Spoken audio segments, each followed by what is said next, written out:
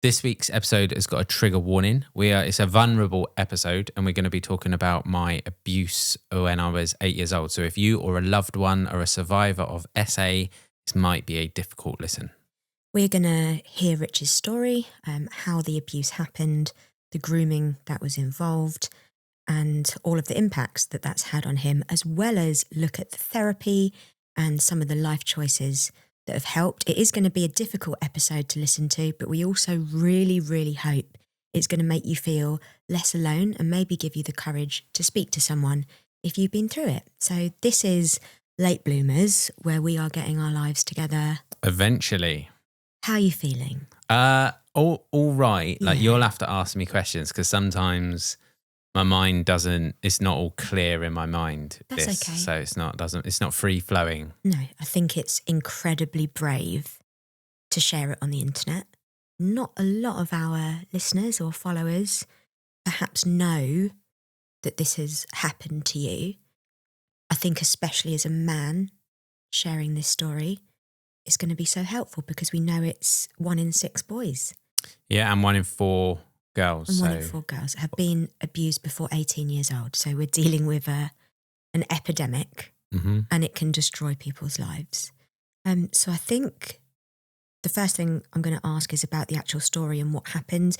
If I ask anything you don't want to answer, just tell me no effort. Just say no thank you. Just say no thank you. So do you mind just sharing what actually happened in as much detail as you're comfortable with? Yeah, I'll try to be as specific as possible. I might use sort of code words just for censorship reasons and stuff. But it was my granddad. So I was 8 years old. The perpetrator, predator, whatever you want to call him, was my granddad. So a person that I loved and trusted, which is often the case actually with SA. Something like 90% of it actually. I think it's 93% is someone that's known to the child. So either a step-parent, grandparent or family friend, which makes it just even more horrendous. Yeah, well, it makes you sort of wonder whether we're barking up the wrong tree with all the stranger danger and stuff like that we drum into kids. But anyway, so it started, well, as you mentioned, the grooming phase, which was, inappropriate stories. I was staying up late at night with my granddad. That he lived on the Isle of Wight, so we would go there multiple times a year. My parents would be in bed and it would be like a treat that I would stay up and watch TV and stuff like that. And looking back now, it was obviously incredibly predatory. And he would tell stories of inappropriate stories of his like sexual history and stuff like that, and what he was doing when he was a kid, and the stories of when he lost his virginity, and asking me, invasive questions around what happens and genitalia and all of that stuff. Anyway, so that went on for a long time. And actually something that I've said before, which creates a lot of like messed up mental health, is that stage of the process.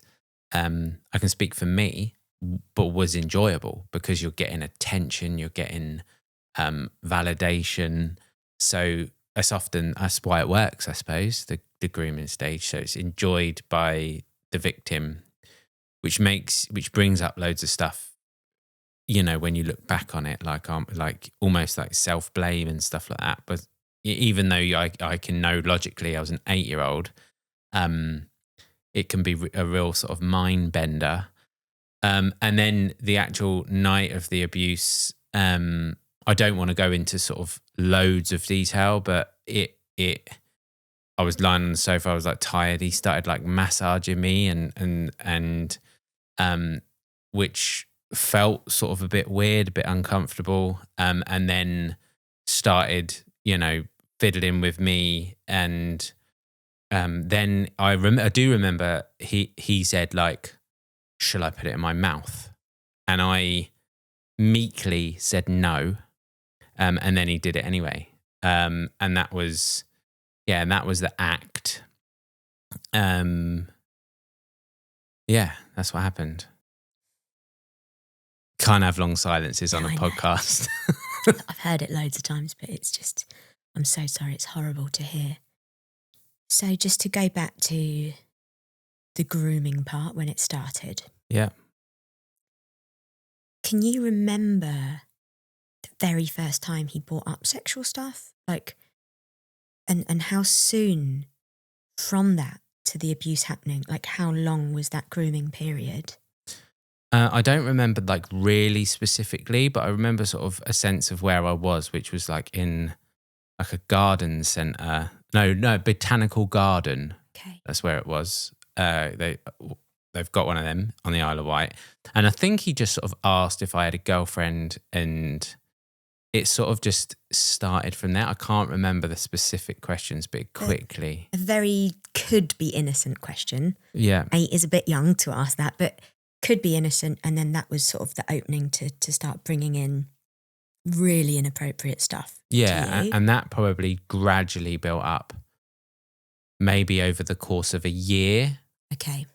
I would say. But obviously it wasn't constantly for a year, because I would probably go there 4 times a year. So realistically, it might have only been 4 or 5 weeks.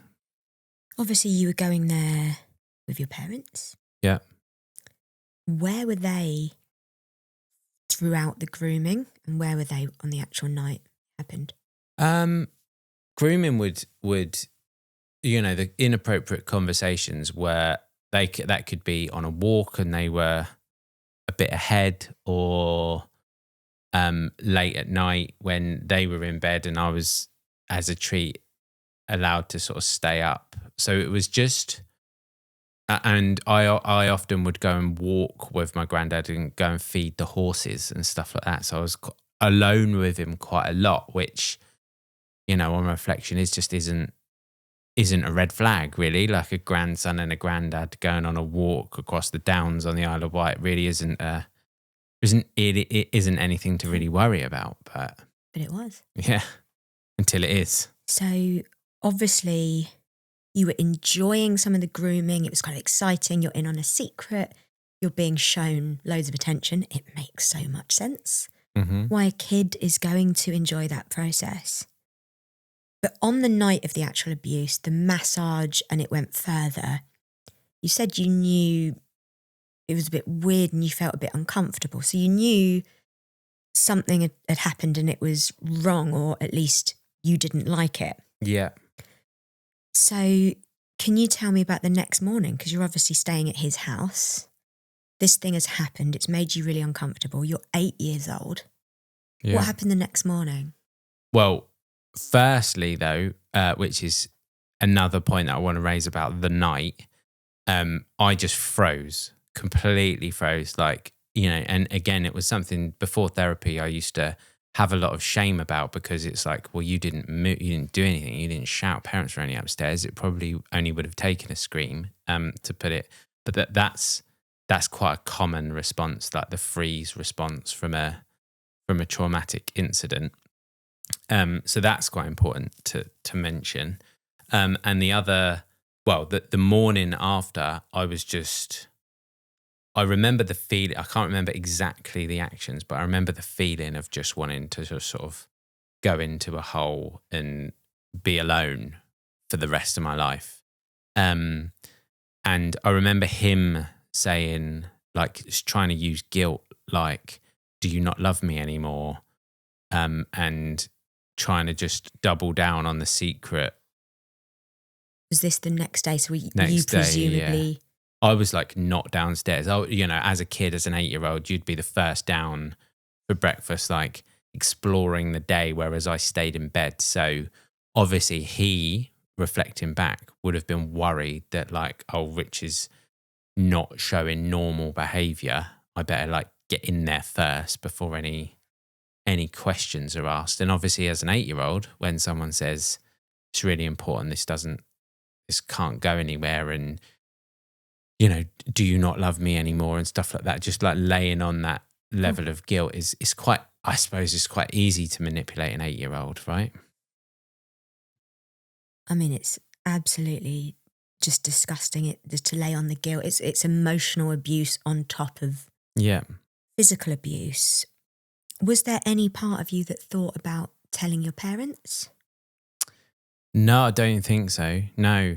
I mean, I was 18 before saying anything to anyone about it. So no, I just thought it was one of those things. And obviously part of the freeze, I didn't say anything, part of the grooming and volunteering personal information about myself or inappropriate information about myself, you learn that, well, you think that you had some blame to carry for it. So it was like not just his secret, it was also mine. So you do eventually tell people when you're 18, and we'll get to that. But those years between 8 and 18, when you read the literature about children who've been abused, you'll often read that there were signs. They might go introverted, be depressed, start struggling. Were there any signs for you from 8 through teenage years? Do you think that you were showing that something had happened? I honestly don't know. So I really struggle with the memory of childhood that span of those 10 years. I have snippets, but I certainly don't remember any behavior. I mean, I think even from a young age, not 8, but young age, I became very much into TV, which I still am, like TV shows and movies. And I think, like, looking back, which is common, but I think maybe more so for me, like I love watching stuff. I love just like escaping the reality and going into a new world. That's probably part of my obsession with Marvel. Yeah. Like I wish I could live in the MCU. I'd want to be Iron Man, I think. So there's that. And from a young age, probably just independence. But I can't speak to 9, 10, 11, but I can speak to early teens and going and getting a job and stuff like that. Well, you said a moment ago when the abuse happened, the thought you had was, I just want to be alone forever. Mm. And you made yourself that way. You retreated into TV, and you probably retreated back from kind of close relationships. And sometimes now when stuff is stressful, you're upset, you just want to be alone. Yeah. Watch TV or not be spoken to. So it's still with us. Yeah, of course. I think it will be forever. In a way. So during those years, obviously your parents didn't know this had happened and you're going to the Isle of Wight. Were you still being taken to see him? And do you remember anything that happened after, or is that just not in memory? So the abuse didn't happen again. Okay. So however I was acting was, worked in that respect.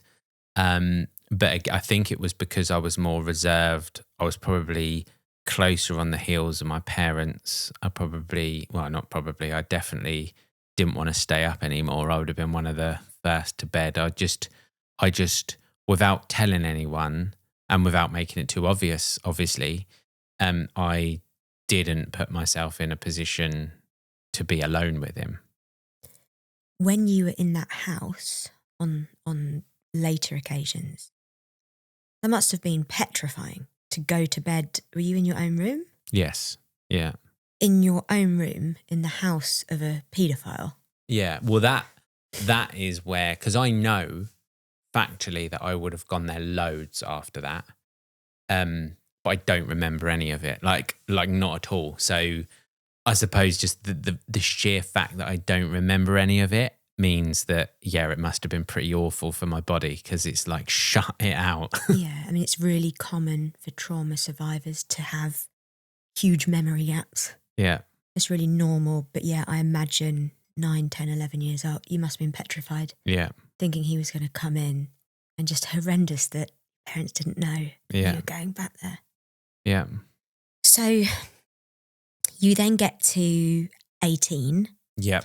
Which is a really important time in your life because you met someone at 17. She was quite a bit older than you. and you got married and actually had a kid by the time Yep. you were 18. But again, if we look at your story of being hyper independent, kind of makes sense that you would have moved so quickly into adulthood. So tell me a bit about being 18 and who you told and what was the catalyst after 10 years for telling people? The way that I told people, I wouldn't actually recommend. Okay. I was drunk, obviously, on a night out with my two brothers and sister. My parents lived in Spain, and I just like dropped it, like just because I didn't know how to say. I didn't know how to have those sorts of conversations, so I dropped it, and that's when my brother, one of my brothers, became a bit of a hero for me. Not in that moment, but just in the preceding months. Preceding the right word? The months after? No. That's before. Yeah, the months after. Okay. Because he actually was a police officer, and he worked. His job was to work with sex offenders. Sounds like a horrible job. I couldn't do it. But so I remember him crying. I remember my sister saying, "Are you sure?" Which is, not probably the way to react, but who knows how to react when somebody tells you. There's not a lot of guidance. And my other brother, I don't recall him saying anything. We fell out a bit afterwards because he made a bit of an inappropriate joke, which damaged our relationship to this day. But yeah, that was the experience. A drunken night. And you just had Sia? Yes. Your first child. So do you think maybe having your own baby, that was the moment you chose? Maybe. I don't know. Who knows why people make the decisions they do when they're drunk? I wish I did. So, obviously, one reaction of someone really caring, and I'd like to get on to some of Andy's behaviours in the months after. I think it's really important. Andy's the legend brother, by the way. Legend. Yeah. But you also had some people say, "Are you sure?" And you had some people not say anything and make a joke. And it's really difficult to know what to say. But I think it's really important that we talk about it so that if anyone ever comes to any of our listeners, whether it be a child or brother or sister, or partner, and shares. Yeah. I mean, it's difficult to know what to say, but it's not difficult once you know. Yes. Literally. So what is it that people should say if someone discloses abuse? All people want to hear as a survivor is that they're believed, and that it wasn't their fault. Because I would imagine, I can't speak for everyone, I can speak for me. There will always be, whether it be freeze response, whether it be some warped sense of responsibility because of the information that you shared during the grooming stage or whatever, that there is some warped sense of maybe some of it was my fault. So having adults, people that you trust, people that you can rely on say it wasn't your fault, is really important. And I know that sounds obvious. Anyone that's not a survivor, it's like obvious. Obviously people don't know. Obviously people know that it's not their fault if they've been SA'd, but they really don't. And then that fear of not being believed. And there were people in my family that didn't believe me until he later admitted to it. I won't speak about her. She knows who she is. Neither will I. She's a dick. Yeah. Just, you've already been through the most devastating thing, had trust broken, and you have people not believing. There's a special place in hell for those type of people. Yeah. She's old, so she'll find it soon, probably. Okay, so someone really listening, making it obvious that they believe you. When the time is right, letting you know it is not your fault. And I think there's something else that I've done wrong. It's not going into, I'm so angry, I'm going to go and me and Sear were like, we're going to go to the Isle of Wight and piss on his grave. It isn't about me and Sear in that moment when you're telling us. Yeah. It is about you. So you don't go into anger, problem solving. You just listen. My dad did the same, and I don't blame him because, and you know, it's a really human reaction to go, somebody that I care about, this has happened to them. I want to go and rip the person's head off. It's okay to feel like that. Obviously, it's really natural to feel like that. But I suppose as the survivor, you haven't got the emotional capacity to deal with it. All I need is somebody to be there. Yeah. The other point as well is don't ask loads of questions. Like, don't ask loads of questions because it's the hardest thing in the world to talk about. So my advice to anyone dealing with it is to just create space that it's safe to talk about. And that's what Andy did really well. He met me like every day after that for lunch. And after work, walked me to the train station. And he was just with me. So yeah. Just want to talk a bit about Andy because it's making me cry because he's just... I nearly went then. He's just such a bloody legend. Yeah. He had similar sort of family background to you, but somehow his life had played out in such a way that he was able to really be there emotionally, which you haven't got a lot of in your family. And I imagine he really helped change the outcome a little bit for you by being there, listening. I think he encouraged you to write a letter. Yeah. And he just supported you, no judgment, no anger, he was just with you. Yeah. And obviously he would have had police training because he was working in that department. But I think he's just the importance of being there. 100%. And also he made it really safe. And, you know, this is really difficult to talk about for obvious reasons, but it impacts both men and women. But something that didn't help with my internal monologue and belief is that when it happened, like you'll have to read between the lines here, but like the physical reaction of my body, like the big O. Yeah. That happened. Yeah. So because of that adds another layer of fuckery to it. Sorry, I don't normally swear. Shame. Did I enjoy it? The sensations. And I was able to share that with him. And he really almost nonchalantly was like, yeah, that's because that's the main reason that men particularly don't come forward, because it happens whether it's orally or the other one. Like that can result in the same solution. So it's like, they blame themselves, so they don't say anything about it. And that was like a huge amount of shame lifting for me. It's just understanding it. And like, you know, now, I mean, my youngest is 10. So like 2 years younger. And it's like, I can objectively see now that nothing is an 8-year-old's fault.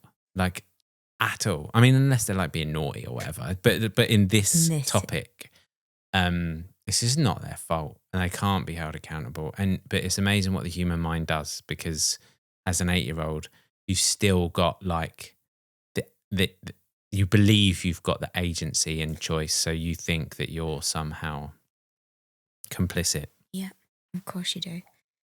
So you sort of go through this. With Andy, he's walking, he's talking to you, write letters. This is a period of months. But at that time, you don't go and get therapy. No. This is going to come later. So what does happen, your first marriage ends in divorce. Yeah. You get married again, your second marriage ends in divorce. Yeah. Wait, you missed that I was an alcoholic as well? You're an alcoholic, you're a gambling addict. Yeah.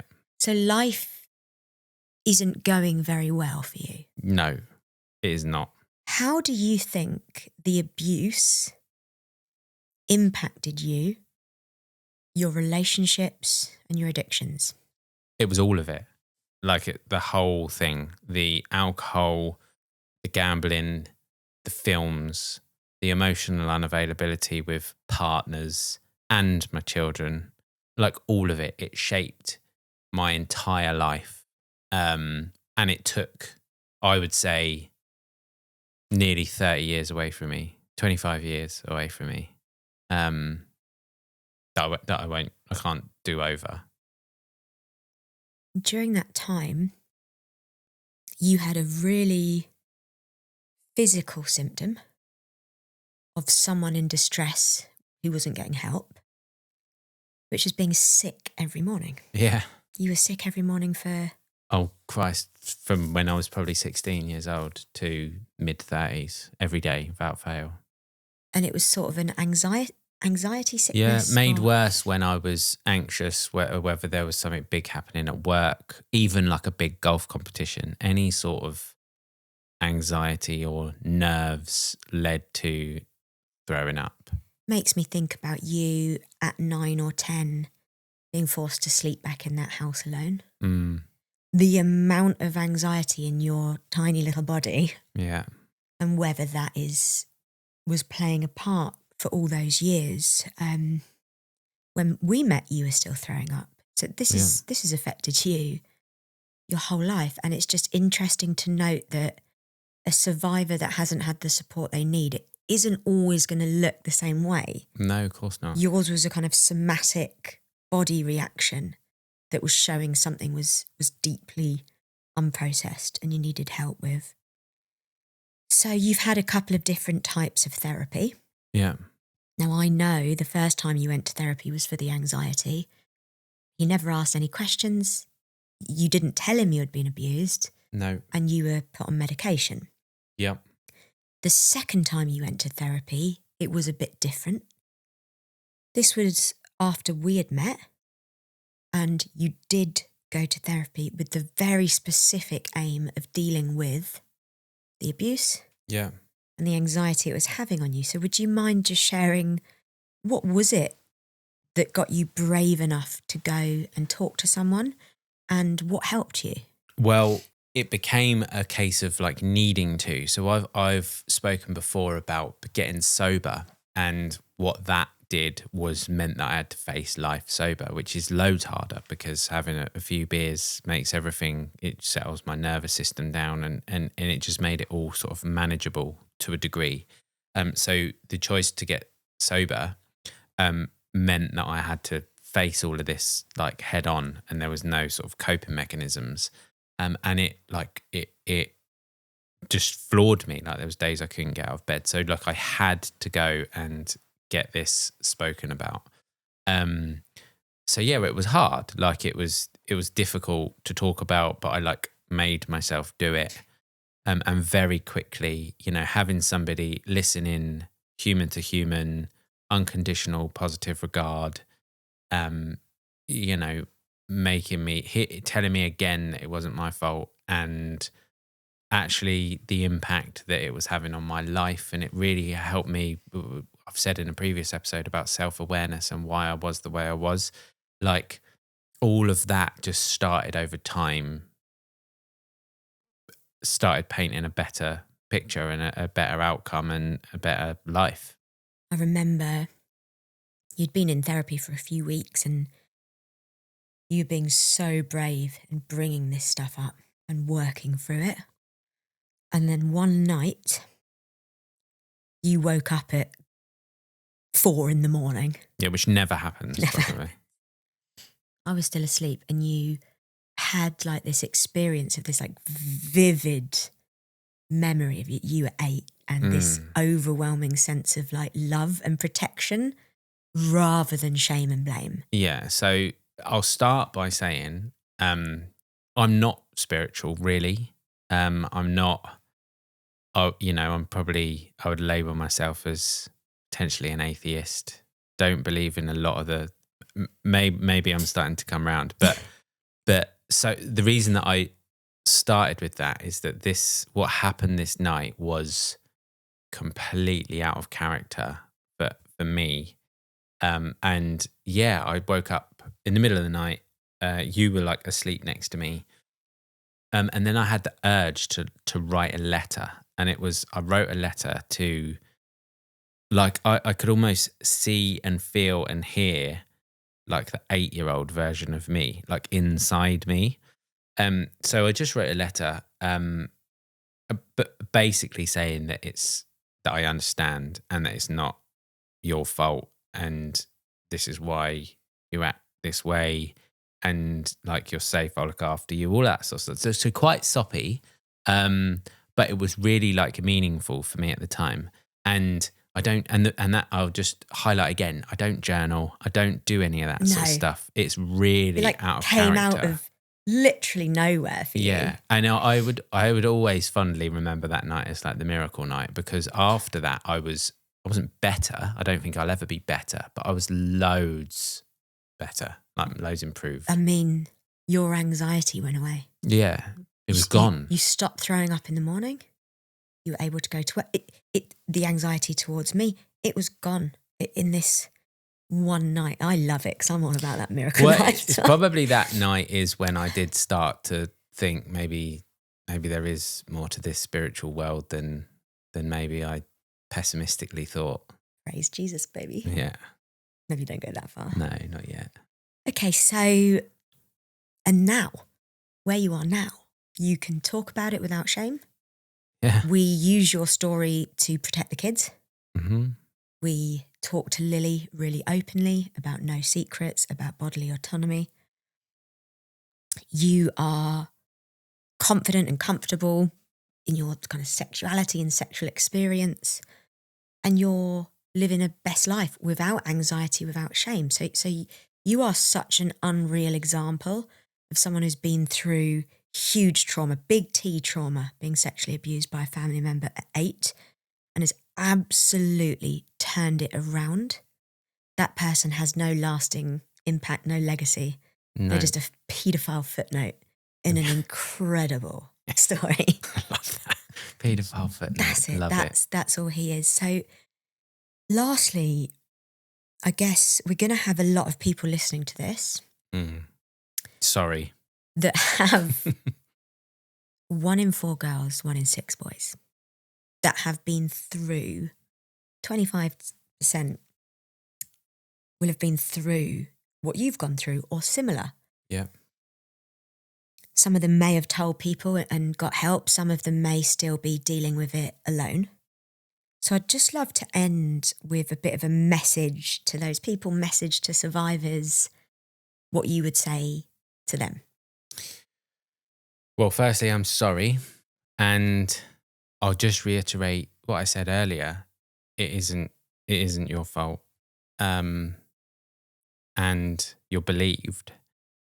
And it can be all right. Like, it will never be perfect, but it can be all right. And I suppose just one day at a time, and probably, if you haven't shared it with someone, choose the right person in the right environment to share it with. It needs to be the safest person you know.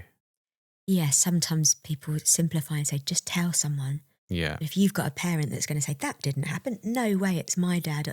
You need someone with a track record of being safe and emotionally present. Yeah. If you don't have that person, you have teachers, you have helplines, you have therapists. Yeah, that's a good There point. are loads of other places that you can go to, and we just encourage you to seek help. I'm proud of you. Thanks, Bob. Thanks so much for sharing. I imagine that was a bit of a tough one. It wasn't the easiest podcast, but... No, I really hope it's helped. If you've liked this one, leave a review. Give us a follow. I don't if think you I can. Loved it. I can't then, say that on this one. No, so we're just going to have to end. We're just going to end. We hope that this has reached the ears of the person that needed it most. Thank you for being with us, and we'll see you next week.